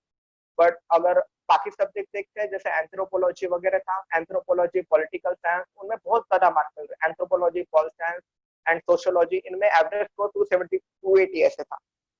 ठीक है, तो ये 4-5 फैक्टर्स है। फर्स्ट इज इंटरेस्ट, तुम्हारा इंटरेस्ट क्या है, तुमको ज्यादा कंटेंट पढ़ना अच्छा लगता है कि कम कंटेंट पढ़ के उसको एनालाइज करना अच्छा लगता है। Second thing was the material, material available है कि नहीं। ठीक है, third thing was the guidance, teacher है तुम्हारा उस सब्जेक्ट के लिए कि नहीं है। एंड उसके बाद क्या था, उसके बाद टेस्ट सीरीज। ठीक है, एंड लास्ट थिंग क्या थी कि यूपीएससी में उस सब्जेक्ट का ट्रेंड कैसे चल रहा है, मार्क्स कैसे। ओके, तो ये 4-5 चीजें एनालाइज करके you can select your option. Okay Okay, sir. ठीक है, any other doubt? So, sir, my doubt is, Hmm? sir, can you hear me? Yes, I can hear. So, my first doubt is we have to write essay in CAPF is 300 words. Yes, you can. Yes, there 300 words, 3 pages. So, sir, where I can check my essay, sir? You can check your essay at Aeon IS Academy. Here you can give us your answer. See, essay in CAPF examination is much like the answers of 15 marker question in GS UPSC civil service में।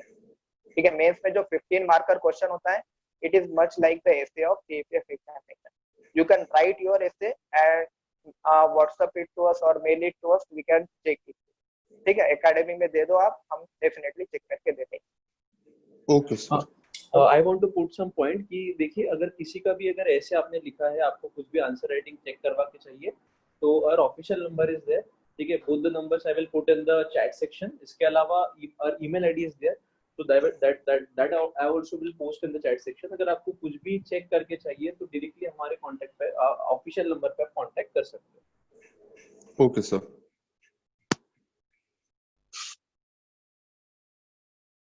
और किसी को doubt है तो sir को पूछ लीजिए। Yes, I have a doubt for current affairs. One at a time, one single person at a time. So actually, I have a doubt while preparing for current affairs. What should be the ideal duration? Like we should focus from Jan to May or May to May. Like what should be the ideal duration for it? Ideal duration for current affair preparation is around 1 year. See, if the exam, last year exam was in 2nd of June, see, then for next year, see, इस time तो exam नहीं हो रहा है, but suppose that exam was to be held on 31st of May, then what you have done, you could have prepared from June or July till March to April. ठीक है, 10 to 12 months. Okay, 10 to 12 month, और 10 to 12 month में बहुत सारा cover हो जाता है. Some people says that कि पिछले 2-3 साल के पुराने क्वेश्चन आए थे, मतलब this question was asked, the question was in news in 2015, 16 ऐसे टाइम पे, मतलब 2-3 साल पुराने करंट अफेयर भी पूछे गए. ऐसे नहीं होता है, ठीक है. In that 10 month of period, 10 to 12 month period, everything gets covered. ठीक है, सारी चीजें कवर हो जाती हैं. ऐसा नहीं होता कि 16 में कोई चीज न्यूज में है तो वो यहाँ पर कुछ ना कुछ रिलेवेंट होगा, इसीलिए यूपीएससी ने पूछा होगा, ये साल में कुछ ना कुछ रिलेवेंसी आई होगी, इसीलिए UPSC have asked. But simple अगर ये चीज का आंसर जो तुमने पूछा है तो उसका आंसर ये रहेगा 10 to 12. ओके, 10 to 12 मंथ में सारी चीजें कवर हो जाती है. एक न्यूज़पेपर पढ़ो एंड करंट अफेयर मैथ भी, वो दोनों से पूरा अच्छे से कवर. फ्रॉम जून और जुलाई टू मार्च और अप्रैल, ठीक है. 8 to 10, 10 to 12 मंथ.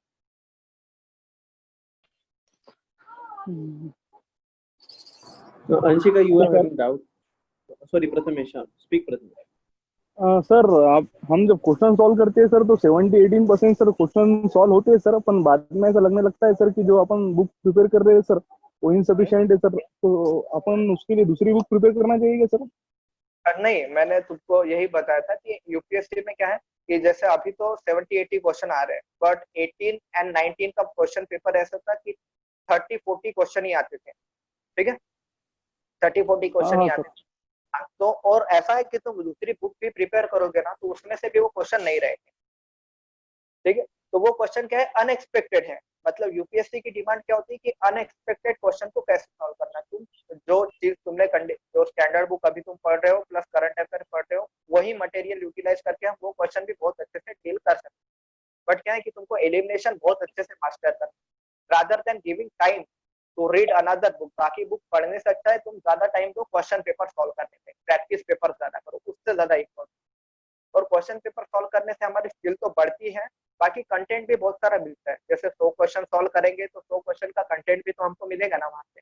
तो वो बुक में दूसरे कवर होने वाला हुआ तो हमारे पेपर में कवर भी हो जाएगा और हमको क्या है कि स्किल भी बढ़ जाएगी. और सेकंडली यूपीएससी यही चाहती है कि हम अनएक्सपेक्टेड क्वेश्चन सॉल्व करें. जैसे अभी की सिचुएशन देखते हैं, कोविड-19 चल रहा है, ठीक है. कोविड-19 क्या है कि किसी भी सिलेबस में मेंशन नहीं कि कैसे डील करना है. तो ये टोटली अनएक्सपेक्टेड सिचुएशन है जो हमारे अभी सिविल सर्वेंट और एडमिनिस्ट्रेशन डील कर रहे हैं. यही सिचुएशन हमको पेपर में भी फेस करनी पड़ती है जो किसी भी बुक में नहीं है. ऐसे क्वेश्चन पूछते हैं तो वो कैसे सॉल्व करेंगे, ज्यादा से ज्यादा क्वेश्चन पेपर सॉल्व करने की प्रैक्टिस करें, ठीक है. तो ऐसे मत सोचना कि ज्यादा कंटेंट पढ़ने से हम ज्यादा क्वेश्चन सॉल्व कर पाएंगे. देखो जितना भी कंटेंट पढ़ लो वहां पर 40-50 क्वेश्चन ही तुम ऐसे रहेंगे कि तुमको 100% श्योर हो, ठीक है. Maximum 40 to 50 question. बाकी क्वेश्चन अटेम्प्ट करने के लिए हमको एलिमिनेशन की स्किल ही सीखनी पड़ेगी और क्वेश्चन सॉल्व करने के लिए. तो टाइम बाकी बुक इन्वेस्ट करने में मत लगाओ, टाइम लगाओ ज्यादा क्वेश्चन पेपर सॉल्व करने. Okay. Sir, one more doubt. Hello. Sir, one more doubt is sir, ये प्रीलिम्स में कौन सा सेशन पहले स्टार्ट करना चाहिए, कौन सा सेशन बाद में स्टार्ट करना चाहिए सर, ऐसा कुछ है? Session mean section mean sir ये मीन्स पहले कौन सॉल्व करना चाहिए, पहले इंग्लिश सॉल्व करना चाहिए, मतलब कौन सा सर? अच्छा, इन सीएपीएफ एग्जामिनेशन की सीसेट. सर मतलब पेपर 1 और पेपर 2 मतलब दोनों का बताइए. ओके. जीएस जो जनरल स्टडीज 1 जो होता है, जो जनरल स्टडीज हिस्ट्री इकोनॉमिक्स होता है, उसमें तो ऐसा कुछ डिमार्केशन नहीं होता. मतलब उसमें हर क्वेश्चन इक्वल ही है. बाद में जो जीएस 2 जो होता है, जैसे जिसको सीसेट बोलते हैं प्रीलिम्स में, तो उसमें 50 क्वेश्चन कॉम्प्रिहेंशन होते हैं इंग्लिश एंड अराउंड 30 क्वेश्चन जो होते हैं वो लॉजिकल रीजनिंग प्लस क्वांट होते हैं. तो वो डिपेंड करता है तुम्हारा क्वांट और लॉजिकल रीजनिंग अच्छा है, मतलब you are good at math या फिर you are good at comprehension, उस पर डिपेंड करता है. जैसे मेरा है कि मुझे मैथ्स और लॉजिकल रीजनिंग, क्वांट और लॉजिकल रीजनिंग अच्छा लगता है. और एक और चीज क्या है कि मैथ्स के अगर क्वेश्चन के आंसर अगर आ गए तो वो डेफिनेटली वो 100% बराबर रहेंगे, ठीक है. तुमने कोई भी क्वेश्चन सॉल्व कर लिया, उसका आंसर आ गया, वो ऑप्शन में तो वो 100% बराबर रहेगा. तो मैथ्स में ऐसे एरर के चांसेस थोड़े कम होते हैं, इसीलिए मैं मैथ्स पहले सॉल्व कर रहा हूँ, क्वांट एंड एलआर, बाद में मैं इंग्लिश सॉल्व कर रहा हूँ, ठीक है. तो इंग्लिश के क्या थोड़ी सी सब्जेक्टिविटी रहती है, ऐसा हो सकता है कि तुमने क्वेश्चन जो तुमने आंसर निकाला तो उसका आंसर सही रहे ना रहे, ठीक है, तुम्हारा जो कंक्लूजन है वो बराबर है पैसेज से नहीं है, तो उसमें थोड़ा सा सब्जेक्टिविटी आ जाती है, बट मैथ्स में ऐसा नहीं है, टोटल ऑब्जेक्टिव रहता है। तो इसलिए मैं मैथ्स के 30 क्वेश्चन सॉल्व कर लेता हूँ, तो उसमें से मुझे बहुत सारे मार्क्स मिल जाते हैं, बाद में मैं पैसेज सॉल्व। तो वो डिपेंड करता है कि तुमको पैसेज अच्छे आता है या मैथ्स अच्छे से आता है। तो इसके लिए तुम क्या कर सकते हो, 2-3 क्वेश्चन पेपर सॉल्व करके देख सकते हो विद डिफरेंट स्ट्रेटेजी। पहले पैसेज सॉल्व करके देखो, बाद में मैथ सॉल्व करके देखो, बाकी कुछ क्वेश्चन पेपर में पहले मैथ सॉल्व करो, बाद में पैसेज सॉल्व करो, उसमें से तुम तुम्हारी स्ट्रेटेजी बना। Okay okay sir. ठीक है। Sir, there is a one question of Anshika in the chat section. So please अच्छा। look into it.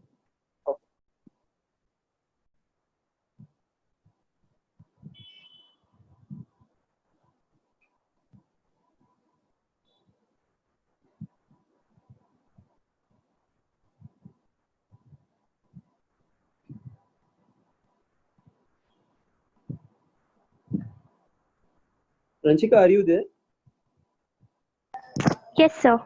You should directly ask a question to sir. Okay. Yes, Yes, you can ask.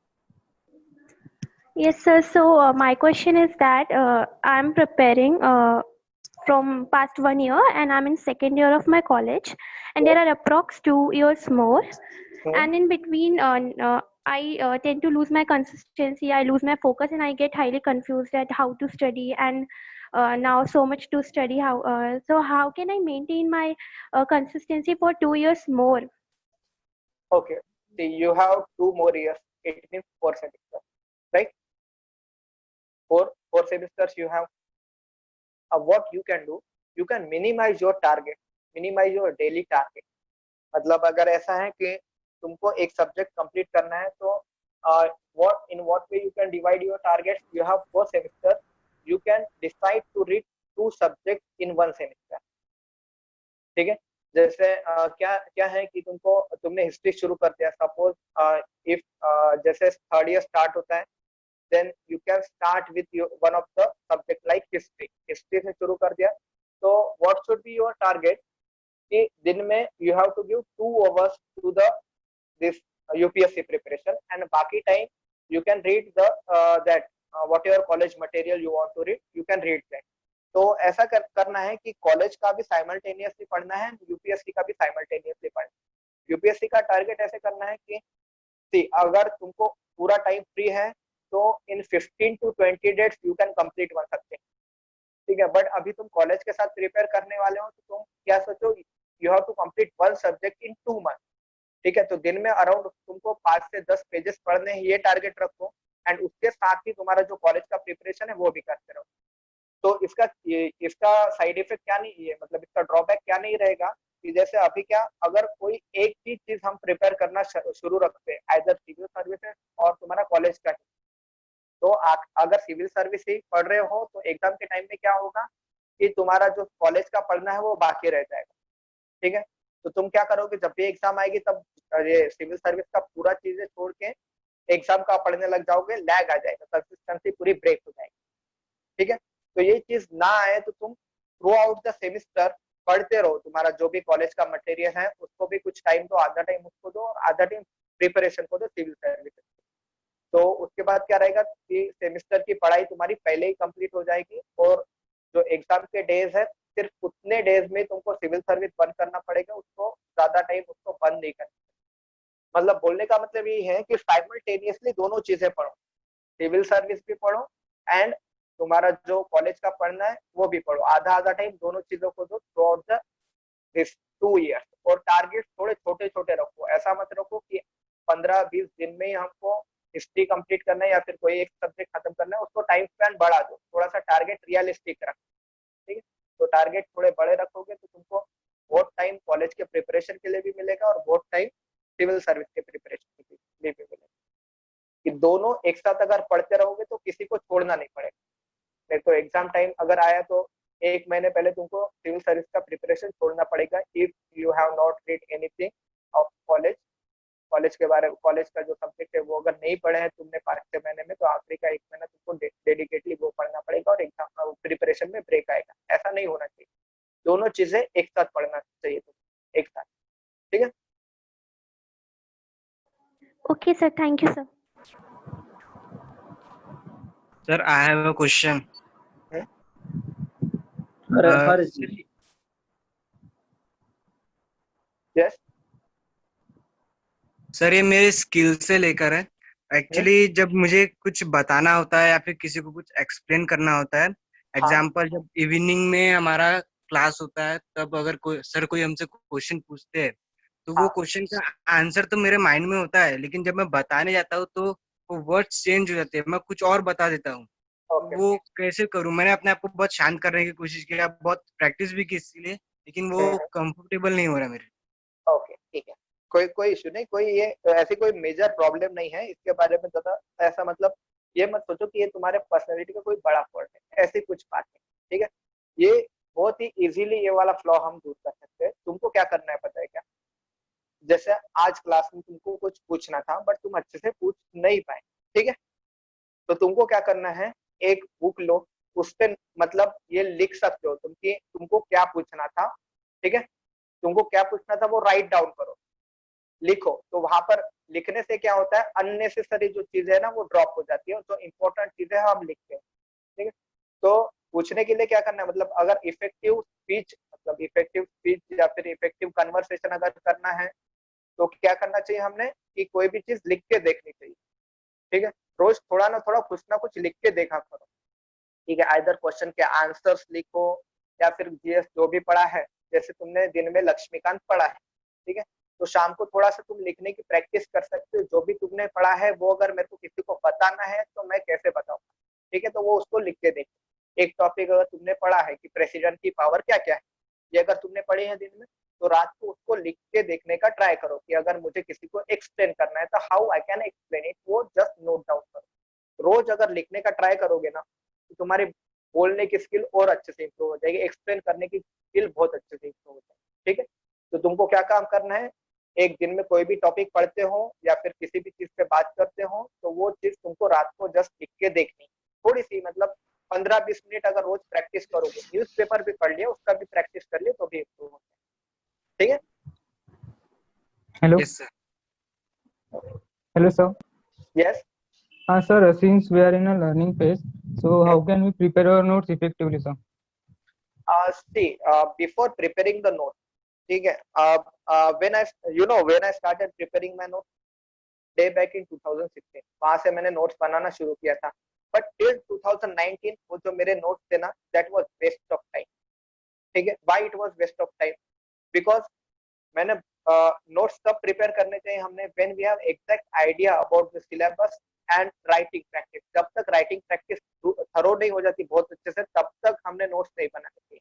See, you are in I don't know which year of preparation you are this is, ये कौन सा year है ये मुझे पता नहीं, but अगर first year अगर है, फर्स्ट ईयर अगर प्रिपरेशन का है तो इस साल नोट्स मत बनाओ। इस साल क्या फोकस करो, सिलेबस और बाकी स्टैंडर्ड बुक पढ़ना, multiple revision and answer writing, ये चीज फोकस करो।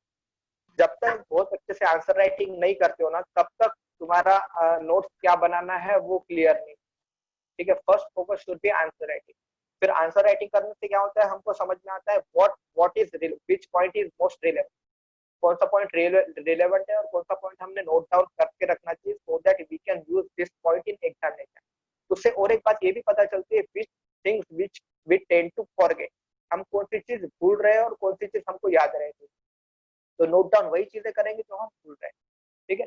तो रिलेवेंसी प्लस कौन सी मतलब relevancy and the things which we tend to forget, ये दो चीजें हमको नोट डाउन करके रखनी पड़ती है, नोट्स बनाने पड़ते हैं। बट वो दो चीजें कब पता चलेगी, जब हम बहुत एक्सटेंसिव आंसर राइटिंग करें। तो अभी नोट्स मत बनाओ, मेरा ये सजेशन है। अभी क्या करो, अभी स्टैंडर्ड बुक बहुत अच्छे से पढ़ो, क्वेश्चन पेपर सॉल्व करो, आंसर राइटिंग करो, फिर उसके बाद नोट्स बनाओ, ठीक है। प्रीलिम्स में नोट्स का इतना काम नहीं होता है, नोट्स का काम मेंस में होता है, और मेंस के नोट्स तभी बनते हैं जब तुम्हारी आंसर राइटिंग होती है। तो मेरा सजेशन ये है कि 2 महीने अच्छे से आंसर राइटिंग करो, फिर उसके बाद नोट्स बनाओ, ठीक है। Okay, sir. Thank you, sir. और नोट्स कैसे बनाने उसके हम मतलब मेरे कुछ नोट्स है, मैं यहाँ पर दे दूंगा, तो फिर तुमको बता दूंगा कि नोट्स कैसे होने चाहिए, ओके। फिर Okay, sir. उसके ऊपर मुझको idea. Sir, I have a question. Yeah. Like as I've just begun preparing for my exams, so I'm just doing my basics. So when should I actually start practicing question papers, and when should I start practicing my answer writing skills? See, As I just you have just begun. Then what you can do, as per our scheme of covering the syllabus, in first 2 months you'll cover the NCERT. By that time, you just need to focus on the understanding aspect. You need not to start solving the question paper of prelims or mains. Okay, you just need to build the understanding, build the basics about the subject. Means we are not going to the higher level through NCERT. We are just building the base. So for first 2 months, you need to build the base. In the next phase, what we are doing, we are preparing the reference book.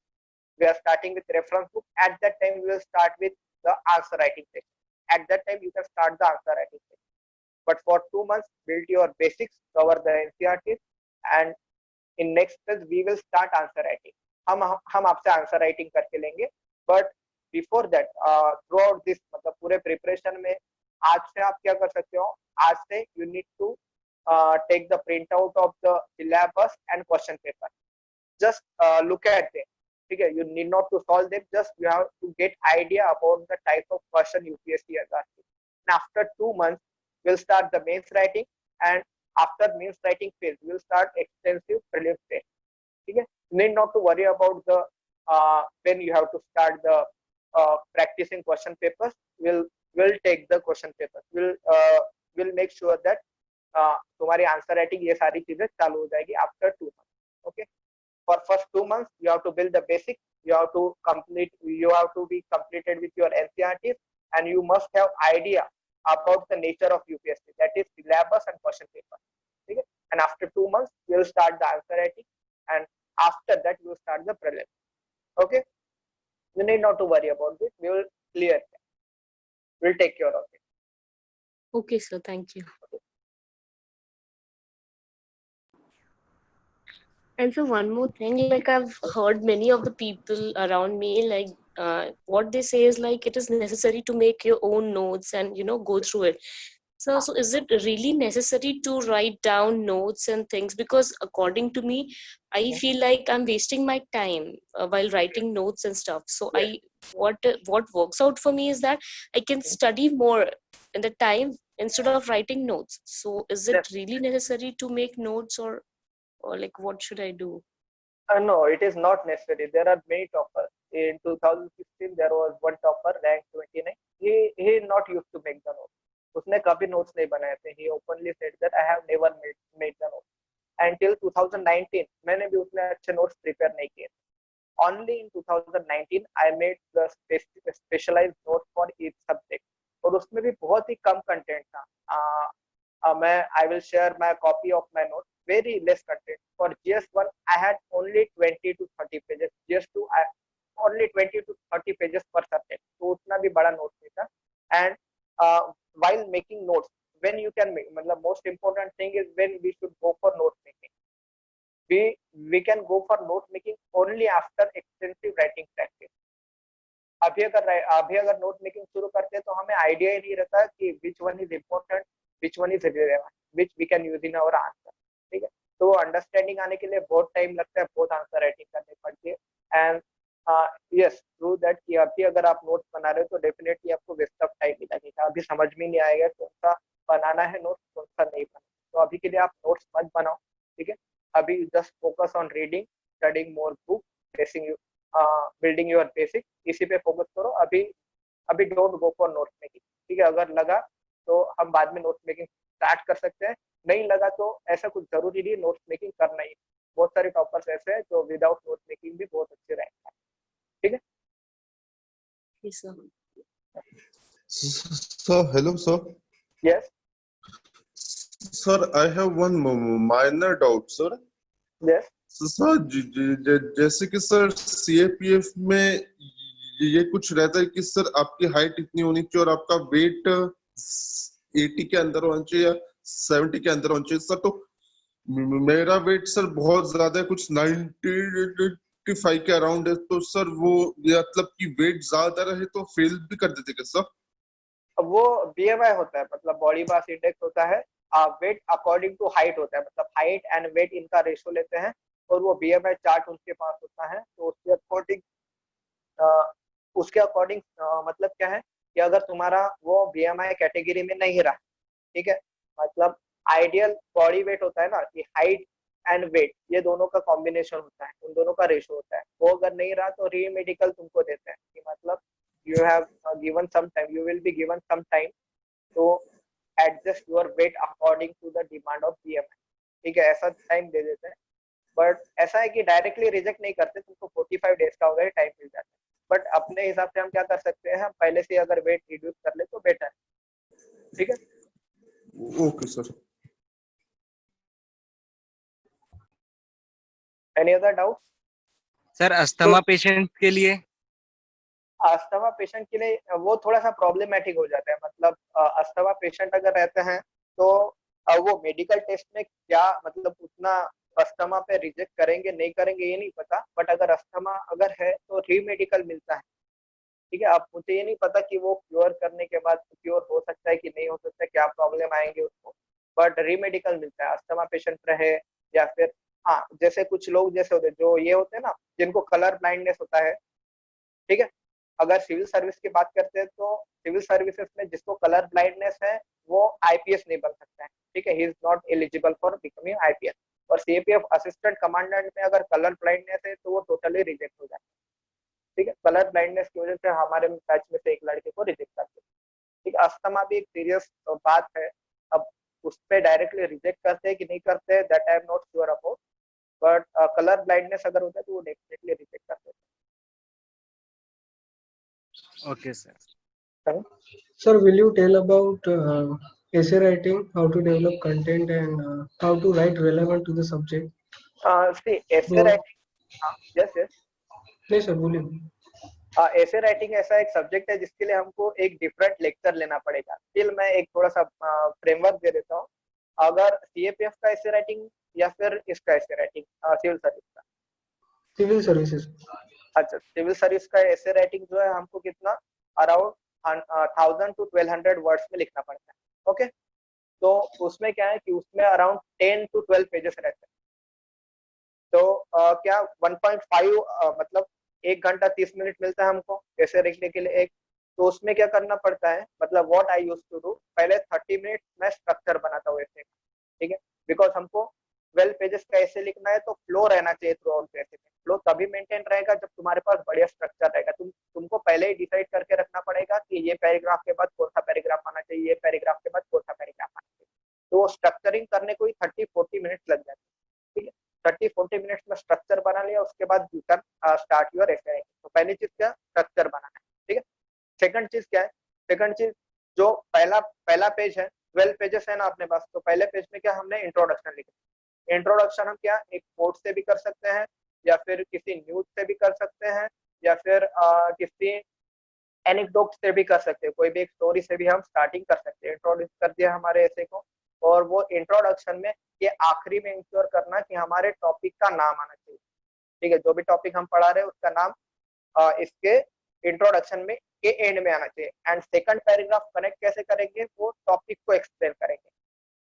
उसके बाद definition एक आता है, पहला introduction, उसके बाद definition. जो भी टॉपिक के वर्ड्स है उसको हमने डिफाइन करना है, उसका इंटरप्रिटेशन बनाना है, ठीक है। डिफाइन कर दिया, फिर उसके बाद बॉडी बनाना है। बॉडी में क्या करोगे कि historical angle, sociological angle, economical angle, ऐसे बहुत सारे एंगल लिखना, पॉलिटिकल एंगल, ऐसे 7-8 पॉइंट अगर तुमने लिख दी, ठीक। फिर उसके बाद क्या करना, उसका ये करना, उसका अपोजिट व्यू देना, मतलब थोड़ा सा ब्रॉड करना, फिर कंक्लूड करना, ठीक है। मैं तुमको एग्जांपल देके बताता हूँ। लास्ट टाइम एक ऐसा आया था, good for the individual is not good for the society, ठीक है, ये एक टॉपिक था। तो उसमें मैंने इंट्रोड्यूस 2 स्टोरीज से किया था कि एक ये है, मतलब क्या, टैनरी इंडस्ट्री है कानपुर में।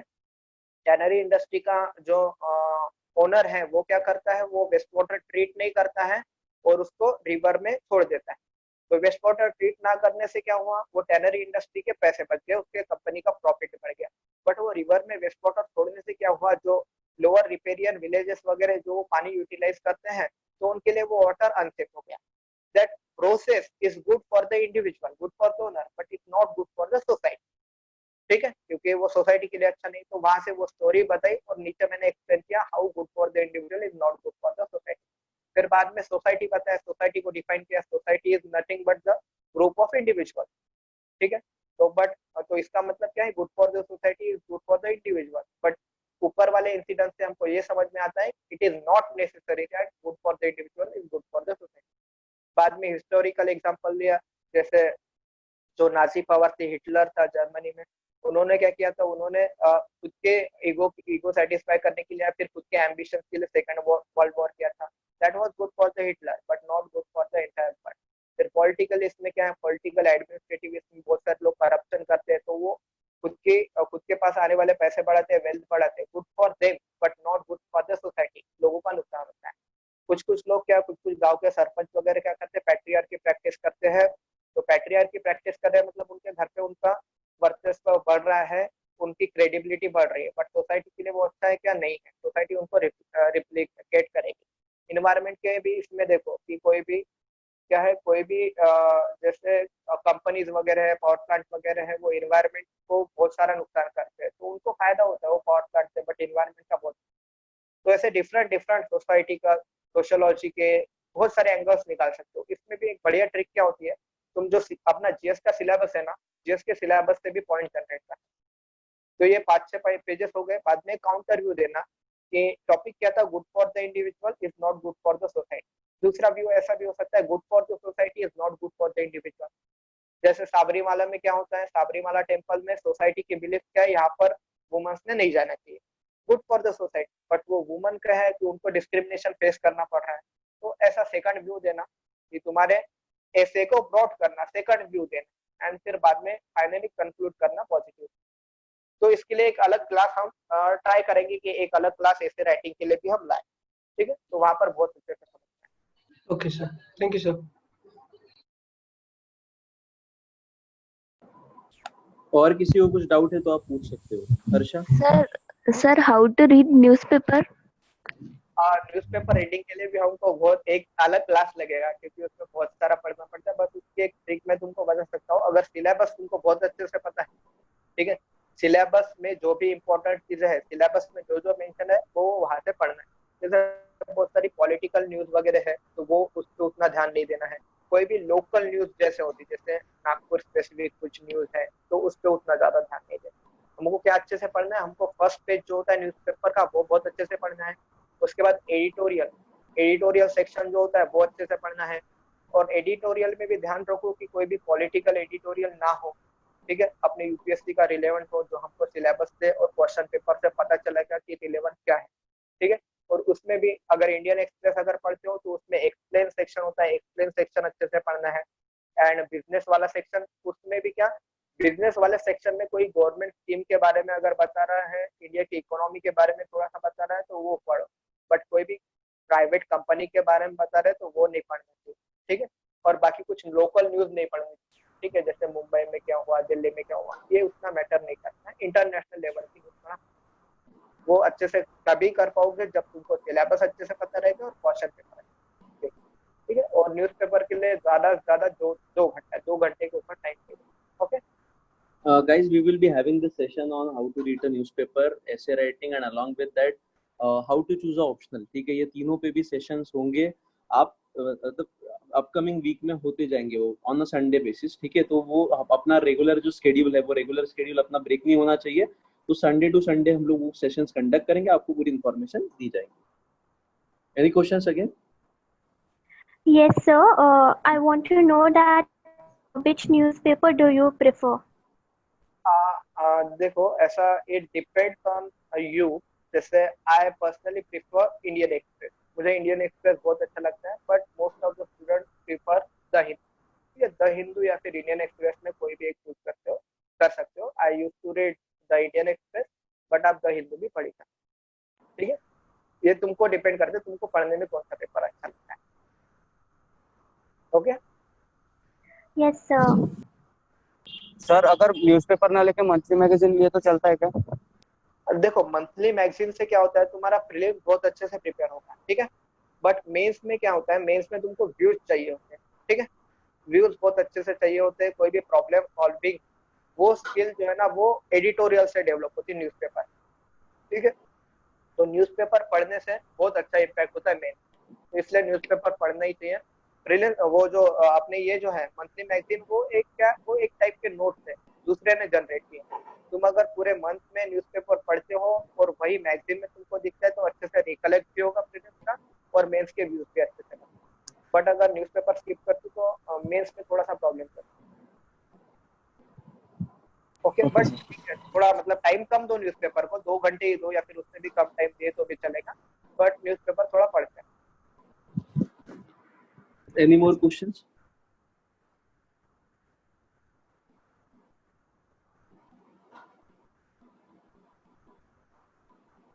किसी को भी क्वेश्चन नहीं है शायद से, तो ठीक है, यहाँ पे सेशन हम लोग एंड करते हैं। देखिए सर ने जो भी आपको बताया है उसका एक आउटलाइन अगर बोलना चाहूँ तो ऐसा रह सकता है कि हार्ड वर्क आपको करना ही पड़ेगा।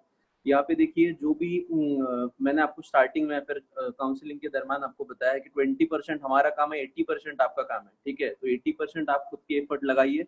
Hard work, consistency, perseverance and passion, ये 4 चीजें ऐसी है कि जो आपको ये एग्जाम में क्रैक कराने के लिए, कामयाब कराने के लिए स्पेसिफिकली आवश्यक है। तो सर ने इसके बारे में आपको बताया। Thank you very much sir कि आपने इतना अच्छा गाइडेंस किया बच्चों को, and thank you for all the participants for being a wonderful audience. ठीक है, तो मैं सेशन को एंड करते हैं हम लोग। आपको कुछ भी डाउट और ज्यादा और रहेंगे फ्यूचर में, अगर आपको ऐसा लगता है कि सर के साथ में कांटेक्ट करना है तो directly contact us, we will provide a contact details of him and you can ask a question at that time also. ठीक है, thank you very much sir, thank you all.